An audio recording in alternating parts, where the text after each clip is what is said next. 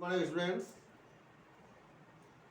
All we are talking about chapter 3, atoms and molecules. I have already solved the question of page number 40 in my previous class.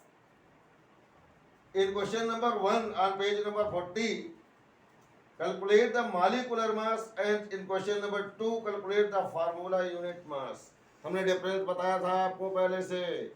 पहला question जो है वो molecular mass इसलिए पूछा गया कि सभी मॉलिक्यूल कोवैलेंट बॉन्ड वाले थे, और दूसरे क्वेश्चन में इसलिए उसको फार्मूला यूनिट मास कहा गया क्योंकि सभी मॉलिक्यूल जितने हैं वो आयनिक मॉलिक्यूल हैं.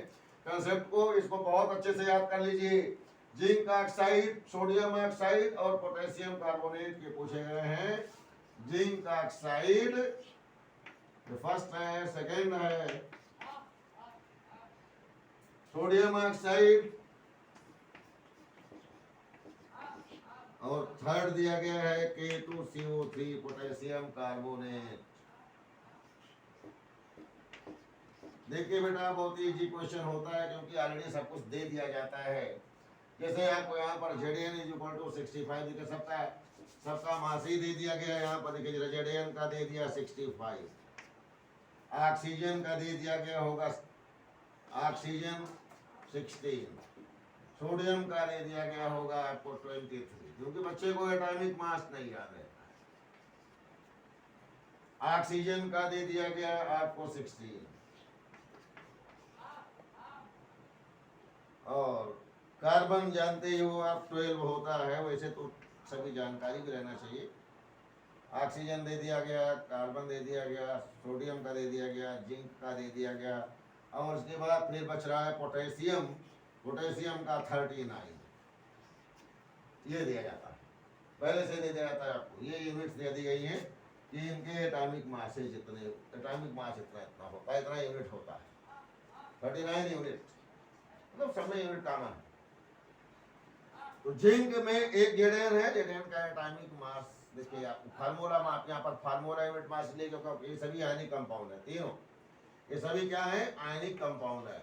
इसीलिए फार्मूला यूनिट मास का इस्तेमाल किया गया है आयनिक कंपाउंड होने के वजह से. तो आपको Zn का दिया गया 65, तो 65 और एक ऑक्सीजन है 16, तो उतना जोड़ घटाना तो आपको आता ही है.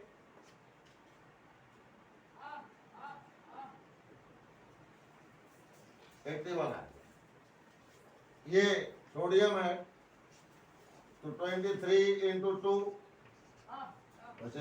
46 आ गया. 46 में आप 16 जोड़ दीजिए, तो 46 में 16 जोड़ दीजिए कितना आ जाएगा 62. ये यूनिट लिखना ना भूला करें, अदरवाइज मार्क आप कम हो जाएंगे, कट जाएंगे. ये 39 × 2 प्लस कार्बन के 2 है ना, × 2 का प्लस 12 और प्लस ऑक्सीजन का 16 होता है तो 16 × 3. देखिए बेटा आपको कोई दिक्कत अगर होती है तो ये थोड़ा सा जल्दीबाजी मत मचाइएगा. अब सिंपल फॉर्म में आप इसको सॉल्व करके लिखिए, नहीं कि आप जल्दीबाजी में जोड़ना ही गलत कर दीजिए. जोड़ गलत कर दीजिए सब कुछ जानते हुए भी. तो ये सिंपल कर लीजिए, रफ वर्क कर लीजिए. देखिए 39 × 2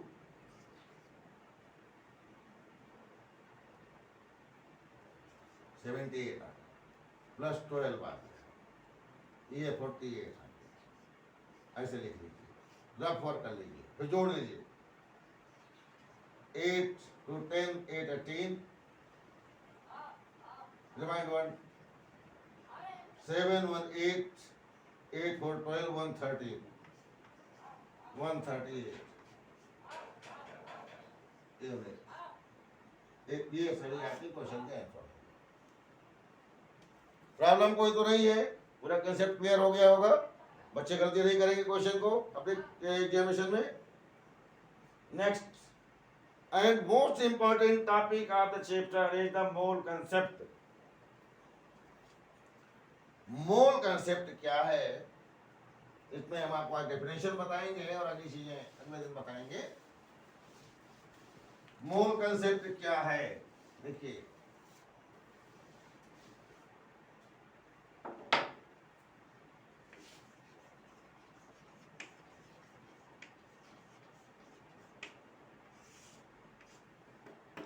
सबसे पहले तो आप मोल जानिए क्या होता है। Mole is the unit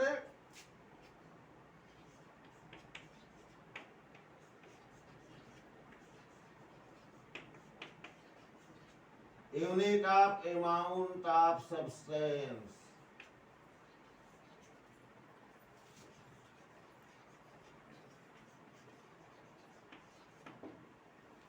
Mole, that it is the unit of amount of substance. ये याद कर लीजिए, mole is equal to gram mass by molecular mass.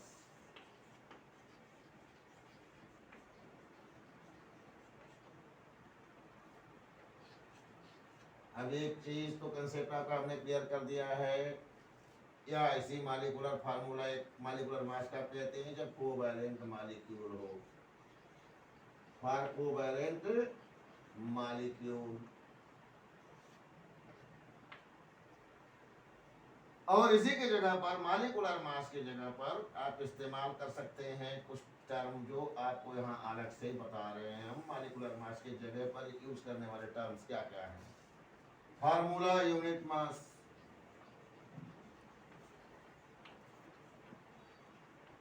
Unit mass,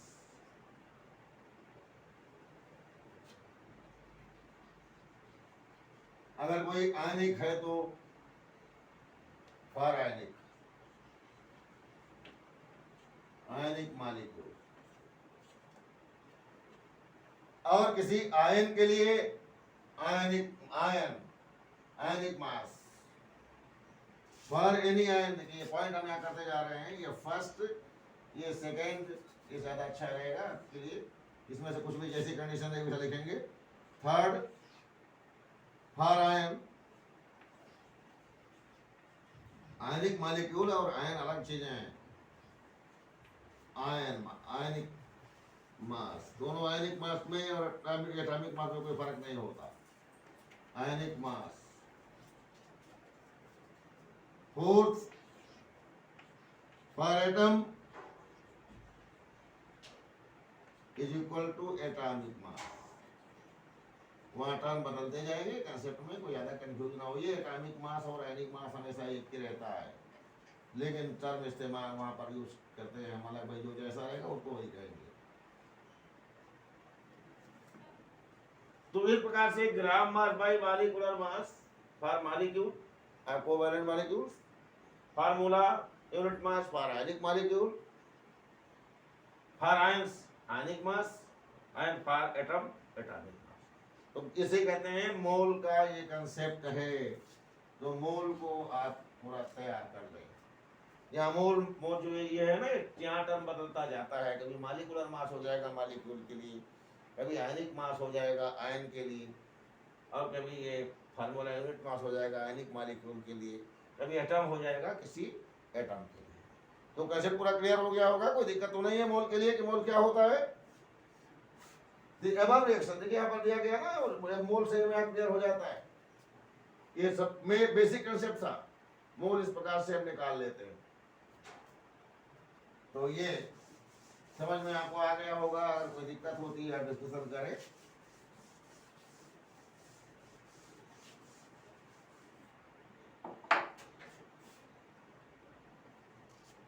Take the examples. For example, if I have expressed 2H2 plus O2. Here plus 2H2O. It shows that 2 mole, 2 molecules means 2 mole of H2 and 1 mole of O2 is taken, and resulting 2 mole of water molecules are obtained. तो ये आपको clear हो गया कि मोल concept क्या होता है। अब इसकी ग्राम की बात करें तो एटॉमिक मास ऑफ हाइड्रोजन जो होता है वो 1 होता है, यहाँ पर 4 एटम हो गए, तो यहाँ पर हम कहेंगे कि 4 ग्राम, इसी को कह सकते हैं कि 4 ग्राम ऑफ H2, और इसको कहेंगे कि ऑक्सीजन का 16 होता है, तो 16 into 2 is equal to 32 gram, 32 gram of O2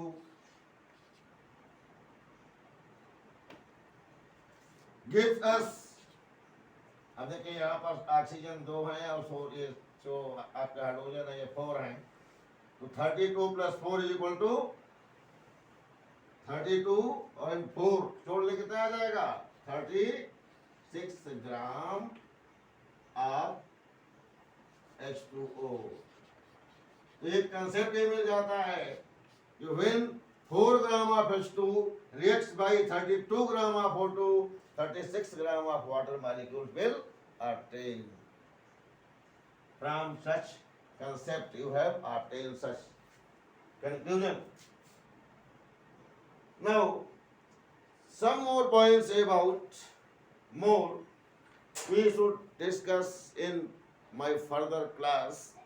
Today revise all these concepts of mole because it is the most important topic, and being important topic all of you learn it sincerely.